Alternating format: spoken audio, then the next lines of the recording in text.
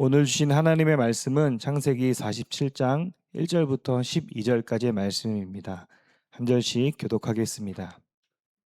요셉이 바로에게 가서 고하여 이르되 내 아버지와 내 형들과 그들의 양과 소와 모든 소유가 가나안 땅에서 와서 고센 땅에 있나이다 하고,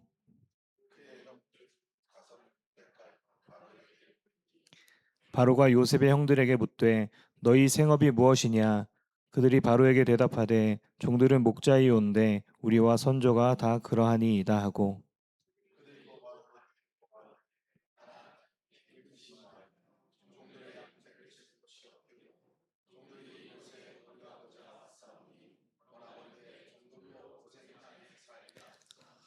바로가 요셉에게 말하여 이르되 내 아버지와 형들이 내게 왔은즉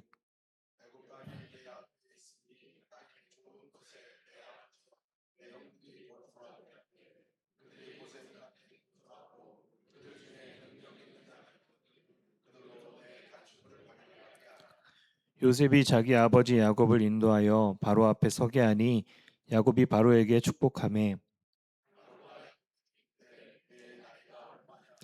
야곱이 바로에게 아뢰되 내 나그네 길의 세월이 130년이니이다. 내 나이가 얼마 못되니 우리 조상의 나그네 길의 연조에 미치지 못하나 험악한 세월을 보내었나이다 하고, 요셉이 바로의 명령대로 그의 아버지와 그의 형들에게 거주할 것을 주되 애굽의 좋은 땅 라암셋을 그들에게 주어 소유로 삼게 하고, 또 그의 아버지와 그의 형들과 그의 아버지의 온 집에 그 식구를 따라 먹을 것을 주어 봉양하였더라. 아멘. 하나님의 말씀입니다. 지난 한 주간 동안 우리가 맥주 감사절을 앞두고 감사 챌린지를 했어요. 한 주간 동안. 감사 챌린지 하는 걸 보면서 제가 매일 일기를 읽는 게 이렇게 기쁜가. 그 감사 제목 10가지씩 우리가 최소한 10가지씩 적자하고 한 주간 동안에 보냈는데, 감사 제목을 읽는 게 그냥 매일 하루의 예배였습니다. 끝날 때. 어쩌면 그렇게 저와 같이 나눔방을 쓰시는 분들은 거의 한 분도 빠지지 않고 다 하셨던 것 같아요. 그래서 그 10가지 감사 제목들을 제가 읽으면서 너무 감사했는데, 특별히 감사한 것은 우리의 감사가 더 강력하고 더 깊을 때는 연약하고 어렵고 힘든 그 상황에서 "하나님이 하셨습니다." 하는 그 고백이 제일 강력한 감사더라고요. 우리의 삶 가운데 하나님이 함께 계시고 하나님이 동행하신다는 이것은 얼마나 큰 놀라운 은혜인지 모르겠습니다. 만약에 그렇지 않다면 다 그냥 어려운 일로 끝날 일들이에요. 다 힘든 일로 끝날 일들입니다. 그래서 힘들다, 어렵다 여기서 마치고 말 고백들인데, 하나님이 함께 계시니까, 하나님이 함께 계신 게 분명하니까 하나님이 하셨습니다. 이렇게 고백하는 고백으로 감사 제목들을 다 마무리를 하시더라고요. 이게 성도의 삶이라 여겨집니다. 성도가 가장 큰 축복이 뭔가, 인생길을 혼자 가는 게 아니라 하나님과 함께 살아가는 삶을 살아가는 거, 이게 얼마나 큰 축복인가. 오늘 우리가 맥주 감사절에 나와서 이제 여러분들이 가지고 나온 감사 제목들을 하나님께 올려드릴 텐데, 저도 감사 제목 그 한 반년 동안 했던 감사 제목을 뽑아서 보니까 31페이지가 나오더라고요. 31페이지가 상반기 동안 적어서 했던 것들을 31페이지 다 이것을 올려드릴 수 있는, 그래서 이걸 적으면서 제가 이렇게 뽑아서 같이 하면서, 내가 이걸 감사할 수 있는 것은 하나님 때문인데, 그 하나님이 나와 함께 계신 것이 얼마나 놀라운 축복이고 은혜인가 하는 그 감격이 있었습니다. 여러분들이 또 동행 나눔 한 해 동안 아까 우리 이재호 집사님이 나눠주셨던 동행 나눔 다 나눈 것들을 이렇게 모았어요. 우리 교회 한 상반기 동안 그것을 오늘 하나님께 올려드리려고 합니다. 이것을 여러분 삶 속에서 하나님이 간증으로 증언으로 하셨던 그 이야기들을 이제 올려드릴 텐데, 하나님 얼마나 기뻐하실까 하는 생각이 듭니다. 오늘 맥주 감사절, 정말 우리가 감사할 수 있는 존재라는 것은 가장 큰 축복된 존재 가운데 하나이죠. 오늘 우리가 말씀을 읽으면서 오늘 또 그 감사하는 사람이 나옵니다. 가진 게 없고 가장 어렵고 정말 감사하기도 어렵고 다른 사람이 복을 내려주기도 빌기도 어려운 형편에 있는 한 사람이 나오는데 그 사람이 야곱이었어요. 오늘 야곱이 나옵니다. 그 야곱이 오늘 드디어 바로 왕 앞에 나가게 됩니다. 바로 왕 앞에 나가서 이 야곱이 바로 왕 앞에 나가서 제일 먼저 한 일이 뭔지 아십니까? 제일 먼저 한 일은 야곱이 이 바로 왕을 축복해 주는 일을 합니다. 사실 이것은 잘 안 맞는 얘기예요. 이것은 잘 안 맞는 얘기입니다. 왜냐하면 축복은 가진 사람이 없는 사람에게 나눠주는 것 아닙니까?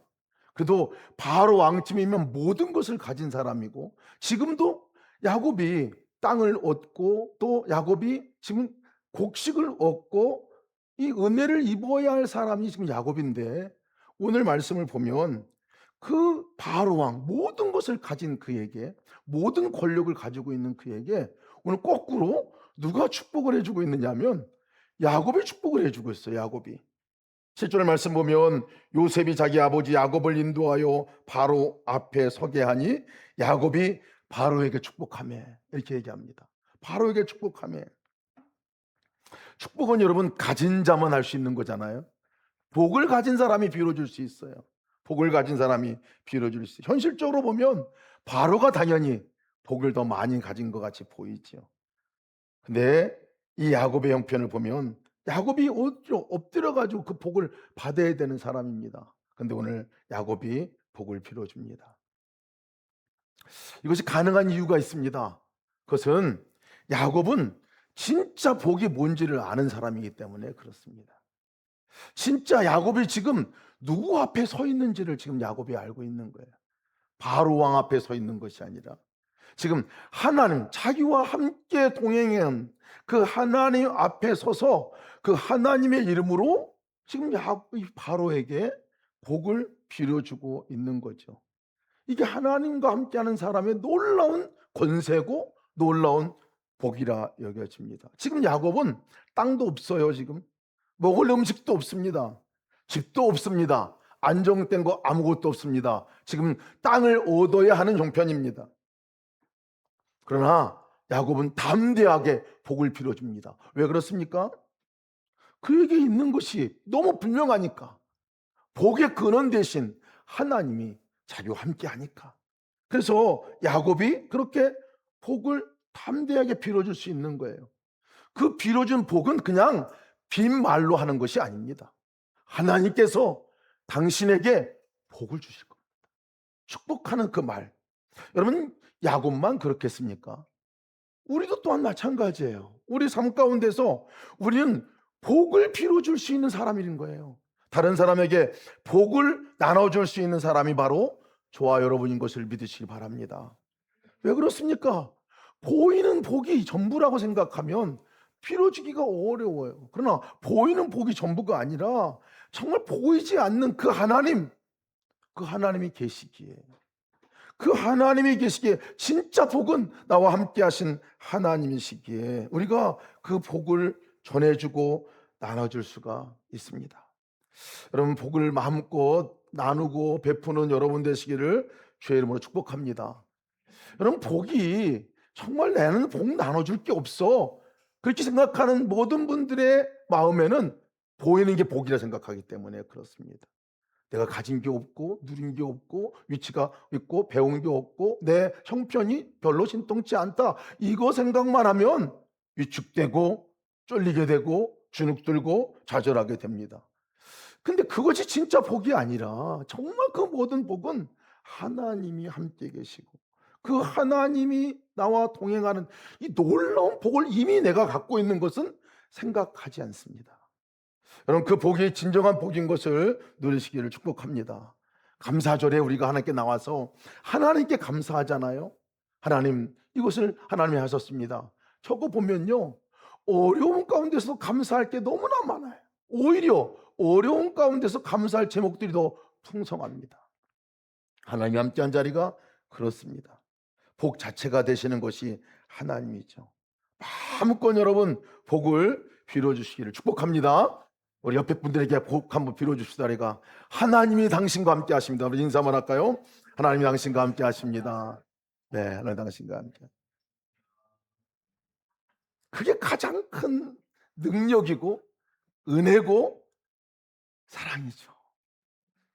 오늘 이 바로에게, 그렇게 복을 빌어주는 바로에게 이 바로 왕이 뭐라고 얘기하냐면요, 네 나이가 몇 살이냐 지금 묻습니다. 네 나이가 몇 살이냐고 대뜸 물어요. 이때 야곱이 대답하는 대답이 내가 누구인지에 대해서 분명하게 얘기해 줍니다. 그 말이 뭐냐면 내 나그네 길의 세월이 130년이다. 내 나이가 못되니 우리 조상의 나그네의 연조에 미치지 못하나 험악한 세월을 보냈나이다. 나이를 묻는 이 질문에 이 야곱은 뭐라고 대답을 하냐면 나는 나그네의 길을 간 사람입니다. 130년의 나그네의 삶인데 험악한 세월을 살았습니다. 이렇게 얘기합니다. 그 내 연조는 내 나그네, 우리 선조들의 연조, 나그네로 살았던 선조들의 연조하고는 비교할 수 없습니다. 라고 이렇게 얘기합니다. 자기를 소개하는데 뭐라고 소개하느냐면 나그네다라고 소개해요. 나그네. 나그네. 그럼 멋진 말 아닙니까? 나그네다라고 소개합니다. 한 곳에 정착하는, 그래서 내가 여기가 있는 것이 자기 평가의 기준이 아닌 사람이 나그네잖아요. 본향이 있는 사람이 나그네입니다. 가야 할 곳이 있는 사람이 나그네예요. 잠시 머물러 가는 여기에 내가 영구히 살 것이 아닌 것을 아는 사람, 나그네의 삶이죠.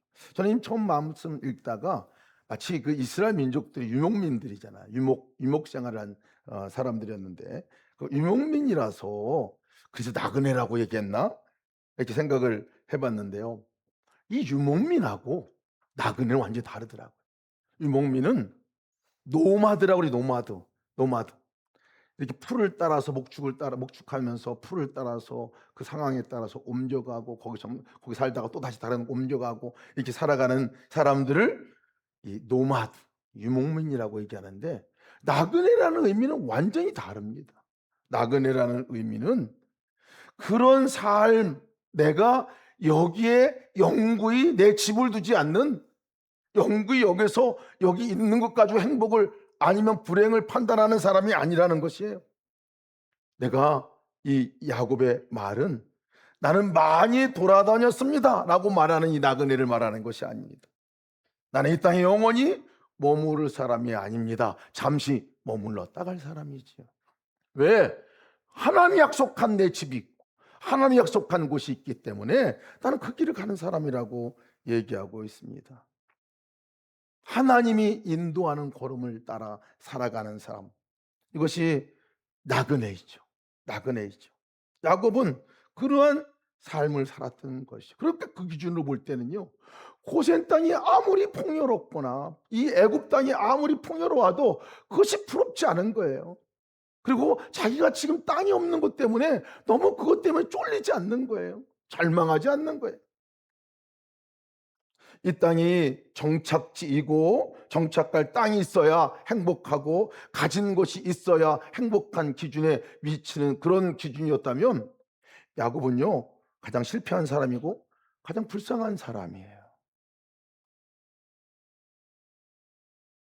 그러나 야곱의 고백은 난 나그네 길을 가는 사람입니다. 하나님이 약속한 것이 있는 사람입니다. 더 큰 것이 있는 사람이죠. 더 큰 것이 있는 사람. 더 큰 축복을 누리고 살아가고 있는 사람이지. 나의 주인은 하나님이십니다. 나의 목표는 하나님이십니다. 내가 아닙니다. 하나님이 그 걸음을 인도하고 있는 사람입니다. 지금 내가 부귀영화가 내 목적이 아닙니다. 내 집을 가지고 있는 것, 이것이 내가 지금 얻고자 하는 이것이 내 인생의 목표가 아닙니다. 하나님의 집으로 가고 있는 이 분명한 나그네의 고백을 하고 있습니다. 그래서 그런 사람들에게는요, 여기 집이 없어도 상관없어요. 땅을 소유하신 하나님, 그것을 미리 예비하신 하나님이 나와 함께 계시기에 그것이 기쁨이 되는 사람이 나그네의 삶이죠. 근데 나그네는요, 진짜 살아가는 방법이 그렇기 때문에 하나님 없이는 살아갈 수 없는 사람이 나그네. 하나님 없이 살아갈 수 없는 사람이 나그네의 삶입니다. 하나님의 약속을 믿지 않고 살아가면 믿지 못하게 되면 살아갈 수 없는 그 길을 가는 사람들이 나그네예요. 저 여러분이 그러한 나그네의 삶을 살고 있는 것을 믿으시기 바랍니다. 여러분, 우리가 볼 때 우리가 분명히 가야 할 곳이 있는 사람들이에요. 예수님을 믿는 사람들은 종착지가 있는 사람들이고, 이미 약속한 기업이 있는 사람이고, 이미 가야 할 곳이 분명한 사람들이고, 이미 상속한 그 어마어마한 재산이 있는 사람들이 우리지요. 이 세상을 떠나도요, 바로 오늘 죽어도 그곳을 우리가 얻게 되고 그곳에 가는 사람들이 저와 여러분 아닙니까? 여러분, 그것이 믿음이 없으니까요, 이 땅을 살아가면서 크고 작은 것이 비교가 되고, 있는 거 없는 거가 비교가 되고, 그것이 행불행이 되죠. 나그네 삶을 살아가는 사람들 비만 피하고 보호받을 것만 있으면 족합니다. 근데 나그네 이런 사람들 특징이 있어요. 뭐냐면요, 살아가면서 나눠줘요. 나눠주는 삶을 살아요. 움켜쥐지 않습니다. 내가 먹고 내가 누리고 할 수 있는 거면 충분한 거예요. 나머지는 가지고 있으면 더 부담되고 더 어려워요. 나눠줍니다. 많이 가지고 있는 것이 오히려 나그네 길을 가는 사람들에게는 힘들게 되죠. 무거운 짐이 됩니다. 그래서 벌거나 받으면 나눠주게 됩니다. 이 땅에서 더 큰 것들, 더 멋있는 것들을 그냥 세우려고 하지 않습니다. 제가 선교 사역을 하면서 많은 곳을 돌아다니게 됐는데요, 영국, 말레이시아, 인도네시아 이렇게 다니게 됐습니다. 한 14번 정도 아이들이 학교를 옮겼더라고요. 다니는 수가 참 많았는데, 그때 참 귀한 것들을 하나님께서 알려주신 게 있었어요. 다니면서 엄청나게 많은 것을 받았어요. 다른 사람들한테 이사 가면 거기서 받고, 또 거기서 또 누리고 함께하는 시간들을 갖고, 근데 또 다음 장소로 가게 되면 그 짐들이 다 짐이더라고요. 다 짐이에요. 가방 하나 달랑 들고 떠나면 되는 길인데, 그 짐들이 너무나 무겁고 너무나 많을수록 또 짐이 되더라고요. 그래서 다 나눠줍니다. 그 베이스에 살고 있는 사람들에게, 다른 사람 다 나눠주고, 또 다른 곳에 갑니다. 다른 곳에 가가지고 살다 보면 또 거기서 뭔가 생겨요. 많이 생겨요. 또 다른 곳에 또 옮기게 되면 그 짐은 또 짐이 돼요. 다 나눠주게 됩니다. 그러나 여러분, 그것이 전혀 한 번도 문제가 된 적이 없어요. 오히려 기쁘더라고요. 그것이 기쁩니다. 기쁜 이유는 또 다른 곳에 내가 나그네의 삶으로 살아가는 삶이기 때문에 기쁘기도 하지만, 한국에 돌아갈 집이 있으니까, 한국에 돌아갈 곳이니까, 내 종착지가 하나님의 나라이니까 그것이 그렇게 큰 문제가 되지 않더라고요. 그래서 나그네의 삶을 살아가는 사람들은요, 나눠짐이 자유롭습니다. 나눠짐이 자유로워요. 그렇다고 나그네의 삶을 살아가는 사람이 불안정한 사람이라는 뜻이 아닙니다. 목적 없이 떠돌아다니는 사람이 아니라는 거예요. 약속에 따라 본향을 향해 걸어가는 사람이 나그네예요. 그래서 나그네라는 말의 이 원어는요, 게르라는 원어를 씁니다. 유목민은 누마드라지만 이 나그네 단어를 쓸 때는 게르라는 단어를 씁니다.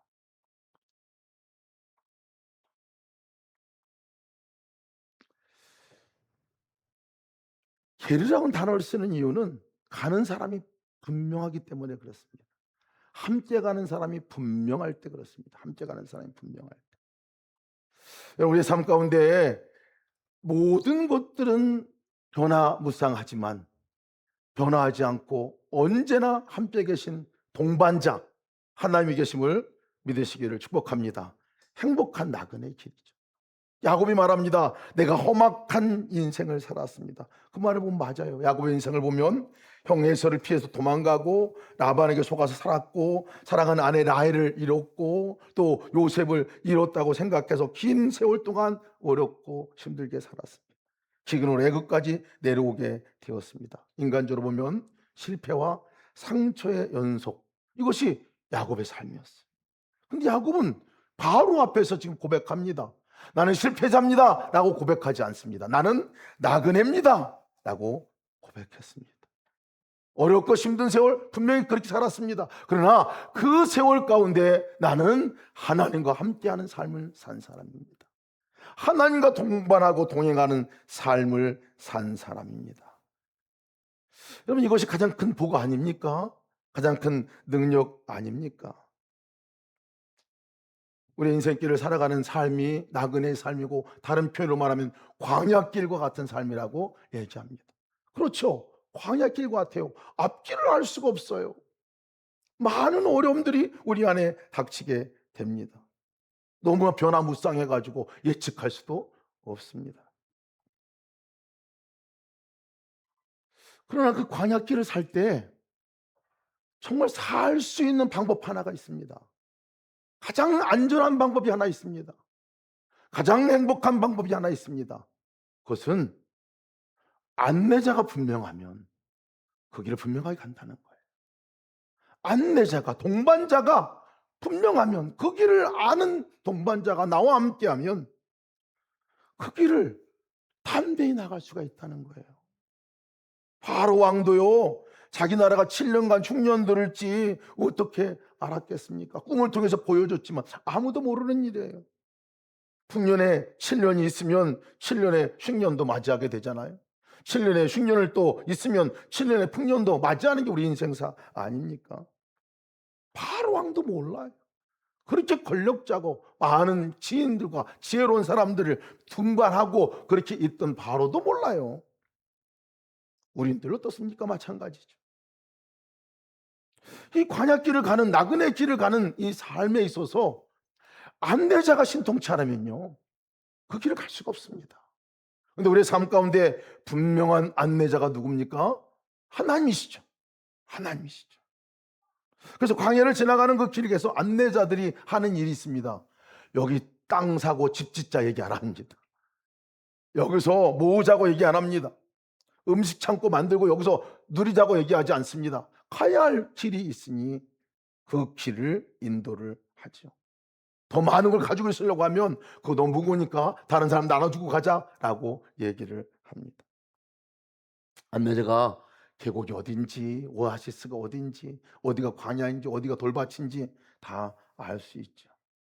그럼 우리 인생 가운데 소리가 나그네입니다라고 고백하는 고백은요, 그냥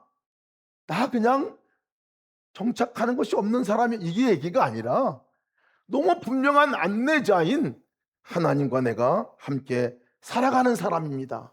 이 고백인 줄을 믿으시기를 바랍니다. 그 길이 가장 안전한 길이에요. 그 길이 가장 평안한 길이죠. 그 길이 가장 행복한 길입니다. 오늘 우리가 맥주 감사절을 맞이해서 하나님께 감사하는 자리로 나왔습니다. 여러분, 그 하나님의 임재가 분명하지 않으면 감사가 나오질 않아요. 감사하기가 어렵습니다. 하나님 분명하지 않으면 모든 닥치는 문제와 어려움들은 그냥 어려움이에요. 그냥 무거운 짐이에요.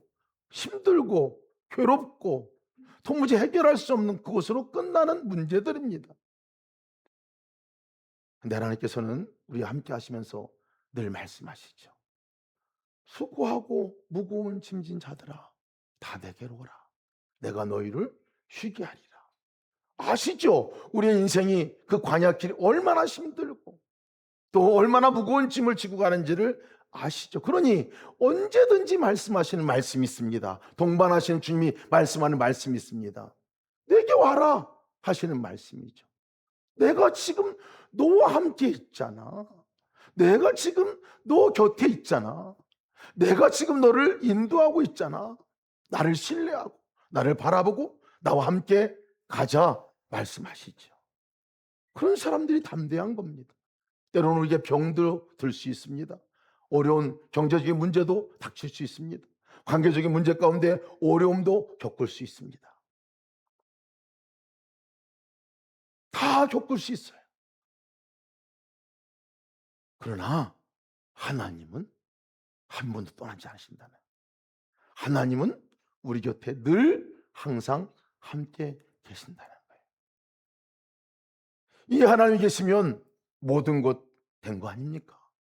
그 하나님으로 충만한 여러분 되시기를 주의 이름으로 축복합니다.